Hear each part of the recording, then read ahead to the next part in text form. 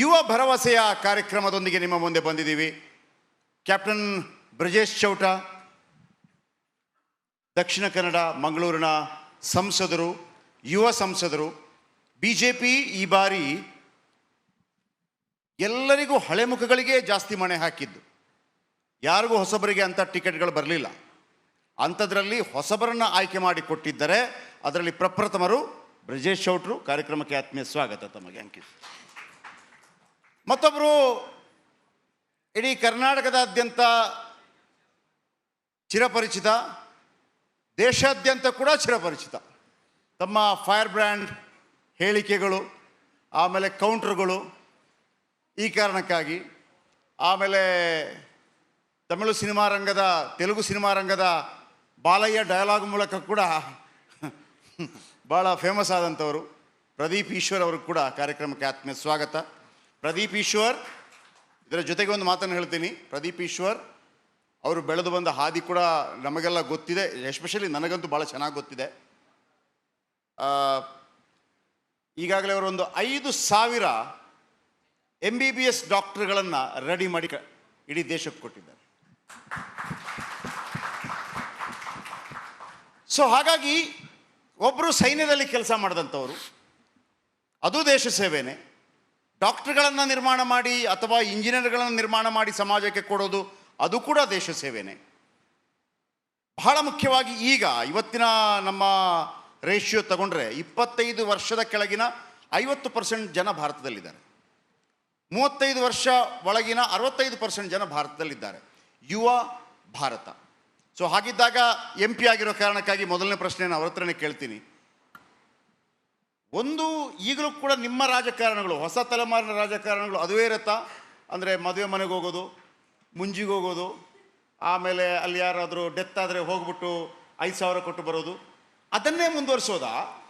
ಅಥವಾ ಈ ಡಿಜಿಟಲ್ ಯುಗದಲ್ಲಿ ಟೆಕ್ನಾಲಜಿ ಇಷ್ಟು ಮುಂದುವರಿಯುವಂಥ ಸಂದರ್ಭದಲ್ಲಿ ಈಗಿನ ರಾಜಕಾರಣ ಹೇಗೆ? ಮೊದಲನೇ ಪ್ರಶ್ನೆ ನಿಮಗೂ ಬರ್ತದೆ ಈ ಪ್ರಶ್ನೆ. ಮೊದಲನೇದಾಗಿ ತುಂಬ ಧನ್ಯವಾದ ರಿಪಬ್ಲಿಕ್ ಕನ್ನಡ ನನ್ನಂಥ ಒಬ್ಬ ಯುವಕನಿಗೆ ಮತ್ತು ವಿಶೇಷವಾಗಿ ಯಾವುದೇ ರಾಜಕೀಯ ಹಿನ್ನೆಲೆ ಇಲ್ಲದೊಬ್ಬಂಥ ವ್ಯಕ್ತಿಗೆ ಭಾರತೀಯ ಜನತಾ ಪಾರ್ಟಿ ಟಿಕೆಟ್ ಮಾತ್ರ ಕೊಡೋದಲ್ಲ, ನಿಮ್ಮಂಥ ಸಂಸ್ಥೆಯು ಗುರುತಿಸಿ ಇಲ್ಲಿ ಕರೀತದೆ ಅನ್ನುವಂಥದ್ದು ತುಂಬ ಖುಷಿ ಕೊಡುವಂಥ ಸಂಗತಿ. ಎರಡನೇದಾಗಿ ರಾಜಕಾರಣ ಅನ್ನುವಂಥದ್ದು ಜನರ ಮಧ್ಯೆ ಇರಬೇಕು. ಜನಪ್ರತಿನಿಧಿ ಆಗುವಂಥದ್ದು ಇವತ್ತಿನ ಯಾವುದೇ ಕಾಲಘಟ್ಟದಲ್ಲಿ ಕೂಡ ಜನರ ಜೊತೆಗೆ ಸಂಬಂಧ ಇಲ್ಲದಿದ್ದರೆ ಜನರ ಭಾವನೆಗಳು, ಅಪೇಕ್ಷೆ, ಆಕಾಂಕ್ಷೆಗಳನ್ನು ಅರ್ಥ ಮಾಡ್ಕೊಳ್ಳೋದು ಕಷ್ಟ ಆಗ್ತದೆ. ಆ ಕಾರಣಕ್ಕೆ ಹಳೆಬೇರು ಹೊಸ ಚಿಗುರು ಅನ್ನುವ ರೀತಿಯಲ್ಲಿ ರಾಜಕಾರಣವೂ ಕೂಡ ಅದಕ್ಕೆ ತಕ್ಕ ಹಾಗೆ ಮಾಡಿಫೈ ಆಗ್ತಾ ಹೋಗಬೇಕಾಗ್ತದೆ. ಅದರ ಅರ್ಥ ಜನರಿಂದ ದೂರ ಇರೋದಲ್ಲ. ಮದುವೆ ಮುಂಜಿ ಸಮಾರಂಭ ಇದಕ್ಕೆಲ್ಲ ಹೋಗೋದ್ರೆ ಜೊತೆಗೆ ಅವರ ಅಪೇಕ್ಷೆ ಆಕಾಂಕ್ಷೆಗಳಿಗೆ ಇವತ್ತಿನ ದಿನಮಾನದಲ್ಲಿ ಹೇಗೆ ಸ್ಪಂದಿಸೋದು, ನಮ್ಮ ಕಾನೂನು ಮತ್ತು ಸಂವಿಧಾನದ ಅಡಿಯಲ್ಲಿ ಅದಕ್ಕೆ ಪೂರಕವಾದ ವಾತಾವರಣವನ್ನು ಹೇಗೆ ನಿರ್ಮಾಣ ಮಾಡೋದು ಅನ್ನೋ ದೃಷ್ಟಿಯಿಂದ ಹೊಸ ಯೋಚನೆಗಳನ್ನು ಇಟ್ಕೊಂಡು ನಮ್ಮಂಥ ಯುವಕರು ಬರ್ತಾ ಇದ್ದಾರೆ. ನಮ್ಮ ಸನ್ಮಾನ್ಯ ಪ್ರಧಾನಮಂತ್ರಿಗಳು ಇತ್ತೀಚೆಗೆ ಹೇಳಿದ್ದಾರೆ, ಮುಂದಿನ ಭಾರತದ ಅಮೃತ ಕಾಲ ಕಡೆ ಹೋಗುವಂಥ ಸಂದರ್ಭದಲ್ಲಿ ಭಾರತಕ್ಕೆ 1 ಲಕ್ಷ ಜನ ಯಾವುದೇ ರಾಜಕೀಯ ಹಿನ್ನೆಲೆ ಇಲ್ಲದ ವ್ಯಕ್ತಿಗಳು ರಾಜಕಾರಣಕ್ಕೆ ಬರಬೇಕು ಅನ್ನುವಂಥದ್ದು. ಇದೊಂದು ತುಂಬ ಕ್ರಾಂತಿಕಾರಕವಾದಂಥ ಯೋಚನೆ. ಯಾಕೆಂದರೆ 65% ಇರುವಂಥ ಯುವ ಸಮೂಹ, ಯುವ ಜನತೆ ಏನಿದೆಯಾ, ಅದಕ್ಕೆ ಪೂರಕವಾದ ಪಾಲಿಸಿ ಮತ್ತು ಫ್ರೇಮ್ವರ್ಕ್ ನಡಿಬೇಕಾದರೆ ಅವರ ಅಪೇಕ್ಷೆ ಆಕಾಂಕ್ಷೆಗಳನ್ನು ಅರ್ಥ ಮಾಡ್ಕೊಂಡಿರುವಂಥ ವ್ಯಕ್ತಿಗಳು, ಅದು ವಿಧಾನಸಭೆ ಇರ್ಬೋದು, ವಿಧಾನ ಪರಿಷತ್ ಇರ್ಬೋದು, ಲೋಕಸಭೆ, ರಾಜ್ಯಸಭೆಯಲ್ಲಿ ಅಂಥ ವ್ಯಕ್ತಿಗಳು ಇರಬೇಕು. ಆಗ ಮಾತ್ರ ಅದಕ್ಕೆ ಪೂರಕವಾದ ವಾತಾವರಣ ನಿರ್ಮಾಣ ಆಗ್ತದೆ. ವಿಶೇಷವಾಗಿ ನಮಗಿರುವಂಥ ದೊಡ್ಡ ಕ್ಯಾಪಿಟಲ್ ಏನಿದೆಯಾ ಅದು ಹ್ಯೂಮನ್ ಕ್ಯಾಪಿಟಲ್. ಆ ಹ್ಯೂಮನ್ ಕ್ಯಾಪಿಟಲನ್ನು ಸರಿಯಾದ ರೀತಿಯಲ್ಲಿ ದೇಶದ ಅಭಿವೃದ್ಧಿಯಲ್ಲಿ ತೊಡಗಿಸ್ಕೊಳ್ಬೇಕಾದ್ರೆ ಅವರನ್ನು ಸ್ಕಿಲ್ಲಿಂಗ್ ಮಾಡುವ ದೃಷ್ಟಿಯಿಂದ, ಅವರ ಟ್ಯಾಲೆಂಟನ್ನು ಸರಿಯಾಗಿ ಉಪಯೋಗಿಸ್ಕೊಳ್ಳೋ ದೃಷ್ಟಿಯಿಂದ ಪಾಲಿಸಿಗಳು ನಿರ್ಮಾಣ ಆಗಬೇಕು. ಆ ಕಾರಣಕ್ಕೆ ನಮ್ಮಂಥ ಯುವಕರು ರಾಜಕಾರಣಕ್ಕೆ ಬರುವಂಥ ಸಂದರ್ಭದಲ್ಲಿ ಮನುಷ್ಯ ಸಂಬಂಧಗಳನ್ನು ಇಟ್ಕೊಳ್ಳಲಿಕ್ಕೆ ಈ ಕಾರ್ಯಕ್ರಮಗಳಿಗೆ ಭಾಗವಹಿಸುವಂಥದ್ದು ಒಂದು ಭಾಗ ಆಗಿದ್ದರೆ, ಅವರ ಅಪೇಕ್ಷೆ ಆಕಾಂಕ್ಷೆಗಳನ್ನು ಅರ್ಥ ಮಾಡಿಕೊಳ್ಳೋ ದೃಷ್ಟಿಯಿಂದ ಆ ಕಾರ್ಯಕ್ರಮಗಳ ಜೊತೆಗೆ ನಮಗಿರುವಂಥ ಎನರ್ಜಿಯಲ್ಲಿ ಅದರ ಜೊತೆಗೆ ಈ ಡಿಜಿಟಲ್ ಯುಗಕ್ಕೆ ಬೇಕಾದಂಥ ಕೆಲಸವನ್ನು ಕೂಡ ಮಾಡಬೇಕಾಗುವಂಥದ್ದು ಆಗಬೇಕಾಗ್ಬೋದು. ಪ್ರದೀಪ್ ಈಶ್ವರ್, ಆಂಧ್ರ ಪ್ರದೇಶದ ಗಡಿ, ಆಮೇಲೆ ನಿಮ್ಮ ಡಯಲಾಗ್ಗಳು ಎವರ್ರಾದಿ ಇದರಲ್ಲೇ ನಡೆಯುತ್ತಾ, ಅಥವಾ ಒಂದು ಹೆಜ್ಜೆ ಮುಂದೆ ಹೋಗಿ ಎಸ್ ರಾಜಕಾರಣದಲ್ಲಿ ಒಂದು ಅವಕಾಶಗಳಿದೆ, ಅದು ನಡಿಬೇಕಾಗಿದೆ, ಯುವಕರು ಬರಬೇಕಾಗಿದೆ ಅನ್ನುವಂಥದ್ದು ನಡೆಯುತ್ತೆ? ನಾನು ಅದೇ ಒಂದು ಪ್ರಶ್ನೆಯನ್ನು ಕೇಳಿದೆ. ಸಾಧಾರಣವಾಗಿ ಒಂದು ಕಾಮನ್ ಸಬ್ಜೆಕ್ಟ್ ಇಟ್ಕೊಂಡ್ಬಿಟ್ಟಿದ್ದಾರೆ, ಮದುವೆ ಮುಂಜಿ ಮರಣ ಇಲ್ಲಿಗೆ ಹೋಗೋದು, ನೀವಿಲ್ಲದಿದ್ದರೆ ಮತ್ತೊಬ್ಬರು ನಿಮ್ಮ ಮತ್ತೊಬ್ಬರನ್ನ ಕಳಿಸೋದು, ಒಂದು ಟೀಮನ್ನು ಕಳಿಸೋದು, ಈ ಮೂಲಕವೇ ಇಲ್ಲಿ ತನಕ ರಾಜಕೀಯ ನಡ್ಕೊಂಡು ಬಂದಿದೆ. ನೀವು ಒಂದು ಆರಂಭದಲ್ಲಿ ಬಂದಾಗ ಒಂದು ಹೊಸ ಶಕೆ ಆರಂಭವಾಗಬಹುದೇನೋ ಅಂತ ಯಾವುದೇ ಪಕ್ಷದಿಂದ ಶುರುವಾಗಲಿ, ಅದೇನು ತೊಂದರೆ ಇಲ್ಲ. ಸೊ ನಿಮ್ಮ ರಾಜಕೀಯ ಹೇಗೆ ಅಂತ? ಮೊದಲನೇದಾಗಿ ರಿಪಬ್ಲಿಕ್ ವಾಹಿನಿಗೆ ಧನ್ಯವಾದಗಳು ನನ್ನ ಕರೆಸಿದ್ದಕ್ಕೆ, ಮತ್ತು ಆರ್ ವಿ ದೇಶಪಾಂಡೆ ಸಾಹೇಬರಿಗೆ ನಮಸ್ಕಾರ ಹೇಳ್ತಾ. ನನಗೆ ಒಂದೂವರೆ ತಿಂಗಳಿದ್ದಾಗ ಕಾಂಗ್ರೆಸ್ ಪಾರ್ಟಿಯಲ್ಲಿ ಟಿಕೆಟ್ ಸಿಕ್ತು. ನನಗೆ ಟಿಕೆಟ್ ಸಿಗೋಕ್ಕೆ ಪ್ರಮುಖ ಕಾರಣ ಏನು ಅಂದರೆ, ನನ್ನ ಪ್ರತಿಸ್ಪರ್ಧಿಯನ್ನು ಯಾರೂ ಸೋಲಿಸೋದಕ್ಕೆ ಆಗಲ್ಲ ಅನ್ನೋ ಮೈಂಡ್ಸೆಟ್ ಕರ್ನಾಟಕದಲ್ಲಿತ್ತು. ಆ ಕಾರಣಕ್ಕೆ ಎಲ್ಲರೂ ಟಿಕೆಟ್ನ ಗೊತ್ತಿಲ್ಲದೆ ರಿಜೆಕ್ಟ್ ಮಾಡ್ತಿದ್ರು. ಸೊ ಟಿಕೆಟ್ನ ರಿಜೆಕ್ಟ್ ಮಾಡಿ ನನಗೆ ಟಿಕೆಟ್ ಸಿಗಲು ಕಾರಣ ಆದಂಥ ಎಲ್ಲ ಸ್ಪರ್ಧೆಯಲ್ಲಿದ್ದವ್ರಿಗೆ ನಾನು ಬಂದು 30 ಡೇಸಲ್ಲಿ I am able to tell my story to the Chikkaballapur.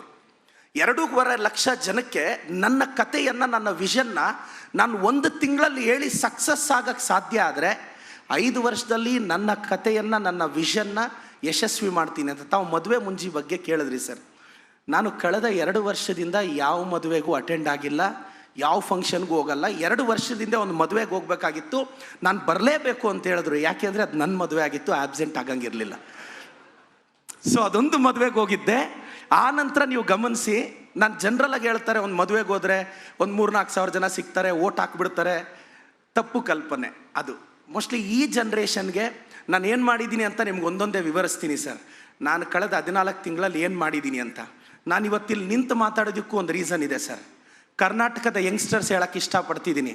ಒಬ್ಬ ತಬ್ಬಲಿ ಹುಡುಗ, ಒಬ್ಬ ಅನಾಥ ಹುಡುಗ ತನ್ನ ಕಾಲ ಮೇಲೆ ತಾನು ನಿಂತ್ಕೊಂಡಿದ್ದಾನೆ. ಬಡವ್ರ ಮಕ್ಕಳು ನೀವೆಲ್ಲ ಯಾವಾಗ ಕಾಲ ಮೇಲೆ ನಿಂತ್ಕೊತೀರ ಅಂತ ಕರ್ನಾಟಕಕ್ಕೆ ಒಂದು ಸಂದೇಶ ಕಳಿಸ್ಬೇಕು ಅಂತ ನಾನು ನಿಂತು ಮಾತಾಡ್ತಿದ್ದೀನಿ ಸರ್. ಕೂತು ಮಾತಾಡಿದೆ. ಯಾಕೆಂದರೆ ಬಡವ್ರ ಮಕ್ಕಳು ತಮ್ಮ ಕಾಲ ಮೇಲೆ ತಾವು ಬೆಂಗಳೂರಲ್ಲಿ ನಿಲ್ಲೋದು ಭಾಳ ಕಷ್ಟ ಸರ್. ಅಂಥದ್ರಲ್ಲಿ ರಾಜಕಾರಣದಲ್ಲಿ ಡಿವೈನ್ ಇಂಟರ್ವೆನ್ಷನ್ನಿಂದ. ಆದರೆ ನಿಮ್ಮ ಮಾತನ್ನು ಚಿಕ್ಕಬಳ್ಳಾಪುರ ಜನತೆ ಲೋಕಸಭಾ ಚುನಾವಣೆಯಲ್ಲಿ ಕೇಳಲಿಲ್ಲ. ಅಯ್ಯ, ನೀವು ಒಂದು ಚಾಲೆಂಜ್ ಹಾಕಿದ್ರಿ, ಒಂದು ವೇಳೆ ಅವ್ರಿಗೆ ಗೆದ್ರೆ ನಾನು ಅವರ ಮುಂದೆ ಗೆಲ್ತೀನಿ ಅಂತ ಹೇಳಿ. ಹಾಗಿದ್ರೆ ನಿಮ್ಮ ಮಾತನ್ನ ಕೇಳಿಲ್ವ? ಯಾಕೆಂದ್ರೆ ನೀವು ಹೇಳಿದ್ರಿ ನಾನು ನಿಮಗೂ 30 ದಿನಗಳೊಳಗಾಗಿ ನೀವು MLA ಆದ್ರಿ ಅಂತ ನೀವು ಹೇಳಿದ್ರಿ. ಸಿನಿಮಾ ರಂಗದಲ್ಲಿ ಒಂದು ಸ್ಟೈಲ್ ಇತ್ತು ಮೊದಲು. ಹೆಂಗೆ ಅಂತಂದ್ರೆ, ಒಂದು ಸಿನಿಮಾ 100 ದಿವಸ ಓಡಬೇಕು ಅಂತಂದ್ರೆ ಒಂದು ಥಿಯೇಟ್ರಲ್ಲಿ 100 ದಿವಸ ಓಡಬೇಕಾಗತ್ತೆ. ಈಗ ಹೆಂಗೆ ಮಾಡಿದ್ದಾರೆ ಅಂದರೆ, ಸಿನಿಮಾ ಹೇಗಿದೆ ಅಂತ ಗೊತ್ತಾಗೋದಕ್ಕಿಂತ ಮೊದಲೇ 100 ಥಿಯೇಟರ್ಗಳಲ್ಲಿ 1 ದಿವಸ ಓಡಿದರೆ ಅದು 100 ದಿವಸ ಓಡ್ದಂಗೆ ಆಗ್ಬಿಡ್ತದೆ, ಆ ಲಾಭ ಬಂದುಬಿಡ್ತದೆ. ಹಂಗಾಗ್ಬಿಡುತ್ತಾ ನಿಮ್ಮದು? ಬಟ್ ನೋಡಿ, ಒಂದು ಮಾತು ಹೇಳ್ತೀನಿ ಸರ್. ಈಗ ನಮ್ಮಲ್ಲಿ ಸಂಸದರಾಗಿದ್ದಾರೆ, ಅವರು 5 ವರ್ಷದಿಂದ ಕಾಂಗ್ರೆಸ್ ಪಾರ್ಟಿಯಲ್ಲಿ MLA ಆಗಿದ್ದರು. ಆವತ್ತು BJP MP ಕ್ಯಾಂಡಿಡೇಟ್ಗೆ 33,000 ಲೀಡ್ ಬಂದಿತ್ತು ಚಿಕ್ಕಬಳ್ಳಾಪುರದಲ್ಲಿ. ಈಗ ಅವರೇ MP ಕ್ಯಾಂಡಿಡೇಟ್ ಆಗಿದ್ದರು, 3 ಸಲ MLA, 1 ಸಲ ಮಿನಿಸ್ಟರ್ ಆಗಿದ್ದರು. ನಾನು ಅವ್ರ ಲೀಡ್ನ 19,000ಕ್ಕೆ ನಿಲ್ಲಿಸಿದ್ದೀನಿ. ಅವ್ರು MLA ಆಗಿದ್ದಾಗ BJP ಕ್ಯಾಂಡಿಡೇಟ್ 33,000ಕ್ಕೆ ಹೋಗಿತ್ತು. ನಾನು ಅವ್ರ ಸ್ವಂತ ಊರಲ್ಲೇ, ಬಿಲೀವ್ ಮಿ ಸರ್, ಅವ್ರದ್ದು ನಂದು ಒಂದೇ ಊರು. MP ಎಲೆಕ್ಷನಲ್ಲಿ ನನಗೆ ಲೀಡ್ ಇದೆ, ಅವ್ರ ಬೂತಲ್ಲಿ ನನಗೆ ಲೀಡ್ ಇದೆ. MP ಎಲೆಕ್ಷನ್ನು ಬೇರೆ ಪ್ಯಾಟರ್ನಲ್ಲಿ ನಡೆಯುತ್ತೆ ಸರ್. ನನ್ನ ತಾಲೂಕಲ್ಲಿ ನಾನು ಲೀಡ್ನ ತಡೆಯೋದ್ರಲ್ಲಿ ಯಶಸ್ವಿ. ನೋಡಿ ಸರ್, ಪಾಲಿಟಿಕ್ಸಲ್ಲಿ it's a way of the politics. ನೀವು ವೋಟರ್ನ ಹೊಸ ವೇಯಲ್ಲಿ ಮೋಟಿವೇಟ್ ಮಾಡಬೇಕು. ನಾನು ಚಾಲೆಂಜ್ ಮಾಡಿದೆ, ನಾಳೆ ನನ್ನನ್ನು ಇಷ್ಟಪಟ್ಟು ಹುಡುಗರು, ನನ್ನನ್ನು ಇಷ್ಟಪಡೋರು, ನನ್ನ ಫಾಲೋಯರ್ಸು ನನ್ನ ಗೌರವ ಉಳಿಸ್ಬೇಕು ಅಂತ ಯಾಕೆ 1 ಲಕ್ಷ ಎಕ್ಸ್ಟ್ರಾ ಓಟ್ ಬಿದ್ದಿಲ್ಲ ಅಂತ ಭಾವಿಸ್ತೀರಾ ಸರ್? ಹಾಗಾದ್ರೆ ನೀವೀಗ ಮೋಟಿವೇಶನ್ ಸ್ಪೀಕರ್ ಕೂಡ ಹೌದು. ನಿಮ್ಮ ಫಾಲೋವರ್ಸ್ಗಳು ಸಾಕಷ್ಟು ಜನ ಕೂಡ ಇದ್ದಾರೆ. ಕೊಟ್ಟ ಮಾತಿಗೆ ತಪ್ಪಿ ನಡೆದರೆ ಮೆಚ್ಚನ ಪರಮಾತ್ಮನು, ನೀವೇ ಕೂಡ ಹೇಳಿದ್ರು ಮಗ ಗೆದ್ದೆ. ಇಲ್ಲ, ನಾನು ಮಾತು ತಪ್ಪಿಲ್ಲ. ನೀವು ರಾಂಗ್ ಸಂದೇಶ ಕೊಟ್ಟಂಗಾಗಲ್ವಾ? ಜಯಪ್ರಕಾಶ್ ಸರ್ ಕೇಳ್ತಾ ಇದ್ರು, ಪ್ರದೀಪ್ ಈಶ್ವರ ರಾಜೀನಾಮೆ ಯಾವಾಗ ಅಂತ. ಥ್ಯಾಂಕ್ ಯು ಸರ್, ಚೆನ್ನಾಗಿ ಕೇಳಿದ್ರಿ. I agree sir, that kind of. ನಾನು ಸರ್ ಅದು ಫುಲ್ ಸ್ಟೇಟ್ಮೆಂಟು ಫಸ್ಟ್ ಒಂದು ಖಾಸಗಿ ವಾಹಿನಿಗೆ ರಿಯಾಕ್ಟ್ ಮಾಡಿದೆ. ನಾನು ಹೇಳಿದ್ದೆ, ಸುಧಾಕರ್ ಅವರು ನನಗೊಂದು ಚಾಲೆಂಜ್ ಆಗ್ತಾರೆ, ನಾನು ಹೇಳ್ತೀನಿ ನಿಮ್ಮ ಚಾಲೆಂಜ್ನ ನಾನು ರಿಸೀವ್ ಮಾಡ್ತೀನಿ, ನನ್ನ ಚಾಲೆಂಜ್ನ ನೀವು ಅಕ್ಸೆಪ್ಟ್ ಮಾಡಿ. ನೀವು ಅಕ್ಸೆಪ್ಟ್ ಮಾಡಿದ್ರೇನೆ ಅಂತ ಸ್ಟ್ರೆಸ್ ಮಾಡಿ ಹೇಳಿದ್ದೀನಿ. ಆದರೆ ಸ್ಟಾರ್ಟಿಂಗ್ ಒಂದು ಡೈಲಾಗ್ ಮಾತ್ರ 1 ಓಟ್ ಲೀಡ್ ಬಂದರೆ ಅಂತ ಆಯಿತು. ಅವ್ರು ಚಾಲೆಂಜ್ ಅಕ್ಸೆಪ್ಟ್ ಮಾಡಿದಿದ್ರೆ ನಾನು ಮೀಡಿಯಾದ ಮೇಲೆ ನಾನು ಕೊಡಕ್ಕೆ ಮತ್ತೆ ಮೀಡಿಯಾದ ಮೇಲೆ ಇಲ್ಲ, ನಾವು ಎಡಿಟ್ ಮಾಡಿದ್ವಿ, ನಿಮ್ಮ ಸ್ಟಾರ್ಟಿಂಗ್ ಇಂದ ಮಾತ್ರ ಹಾಕಿದ್ವಿ ನಾವು. ಇಲ್ಲ ಹಂಗಲ್ಲ ಸರ್, ನಾವೊಂದು ಪುಕ್ಷಣ ಸಿಕ್ಬಿಡ್ತೀವಿ, ಆಮೇಲೆ ನೀವು ಹೇಳ್ಬೇಕಾಗಿತ್ತು ಕನ್ನಡಿ ಮುಂದೆ ನಿಂತು ನೋಡು, ಅದು ಯಾರು ನಿನ್ನನ್ನು ಸೋಲಿಸುವ, ಅದು ನಿನ್ನ ಮನೆಯ ಕನ್ನಡಿಯ ಮುಂದಿದೆ, ಅದು ನೀನೇ ಅಂತ ಹೇಳಿಲ್ಲ ನೀವು. ಏನು ಗೊತ್ತಾ ಸರ್, ನಾನು ನಿಮಗೂ ಸೇರಿದಂತೆ I should thank all the media. ಯಾಕೆ ಗೊತ್ತಾ ಸರ್, ಹೊಗಳಿಸ್ಕೋಬೇಕು ಅಂದರೆ ಭಾಳ ಕಷ್ಟಪಡ್ಬೇಕು ಸರ್. ನಾನು ರಾಜಕಾರಣದಲ್ಲಿ ಒಂದು ಅಂದ್ಕೊಂಡಿದ್ದೀನಿ sir, people may like me can dislike me, but Karnataka should not ignore me. Pradeep ಈಶ್ವರ್ನ ಇಗ್ನೋರ್ ಮಾಡಿದಷ್ಟು ಐಡೆಂಟಿಟಿ ಅಂತೂ ಕರ್ನಾಟಕದಲ್ಲಿ ಕಾಪಾಡ್ಕೊತೀನಿ. ನಾನು ಇದ್ದೀನಿ, ನನ್ನ ಅಸ್ತಿತ್ವನ